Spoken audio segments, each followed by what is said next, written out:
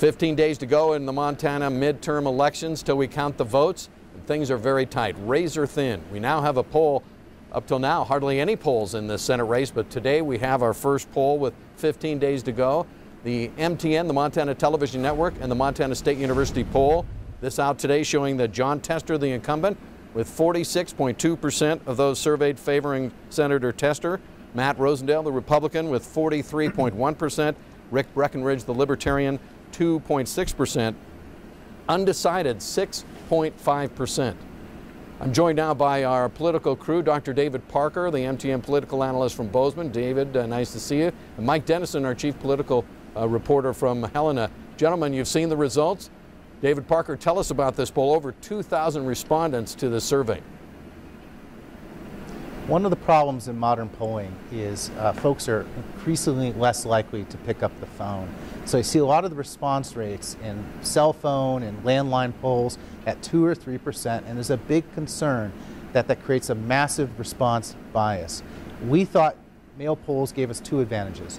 One, we thought we would have a better response rate, and we did. We sent over 10,000 surveys and got more than 2,000 back, a response rate of 20%.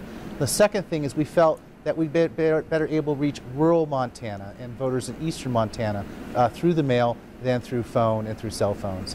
And so we felt that we'd get a better response rate, and we felt that we'd have a less biased sample as a result. Mike Dennison, your response, what jumps out at you with these numbers today?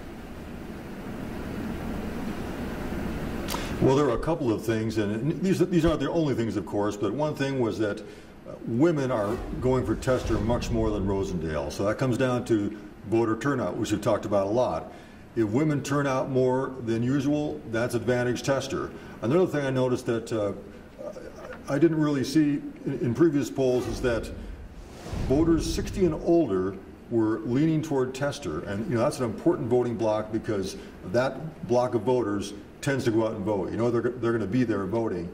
And the older voters have kind of been the ones trending Republican and supporting President Trump. In this poll, we see those older voters, according to our poll, a little bit leaning toward Tester. And if I'm Tester, I'm looking at that, I'm feeling pretty good. David Parker, though, you said there's a great opportunity for Matt Rosendale. Show us and explain what has to turn in the last 15 days for him to end up on top. What's really fascinating about this poll is Jon Tester has nailed Democrats, 98%. He won 95% of Democrats in 2012, 98% in this poll. Only 82% of Republicans are supporting Matt Rosendale. That's room for growth. He's got to hope that those Republicans come home, and if he can convince them through Trump rallies and through focusing on that message, he could win this race if he gets his base home. But he also has to eke in to that big 30-point margin, roughly 30-point margin that Jon Tester has with independents. I should also say, with the caveat here, is that this poll is designed to replicate the 2016 electorate, which was a presidential year. So this is actually probably a conservative estimate for Jon Tester at this moment. He actually might be slightly up a little bit if the normal midterm effect happens. What about those undecided voters, Mike? It seems like most of them are favoring Republicans. They need to fully turn out for Matt Rosendale to really swing this in his favor. Do you agree? Well, it depends on how the ones who are truly undecided, how they break at the end. And in the past elections, they've kind of tended to break Republican. One thing we should keep in mind also with this poll, this was conducted the last couple of weeks of September, the first week of October. Since then, there's been a lot of political developments. And of course, the Kavanaugh hearings, and then also the president himself coming to Montana once again. And the question is, what is the effect of that? The conventional wisdom is that the Kavanaugh hearing has kind of energized Republican voters, and the purpose of the president's visit is to energize them as well, to get them to turn out. Again, we're going back to turnout.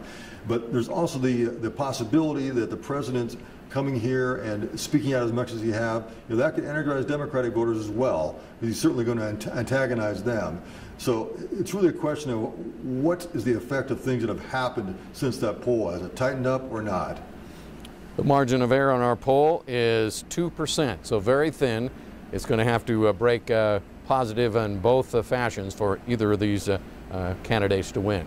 Later on tomorrow, we'll talk about the U.S. House race, and later in the week, we'll also tell you about our survey and what it said about the initiatives in Montana. Dr. Parker, Mike Dennison, thanks for joining us. Thanks for having us.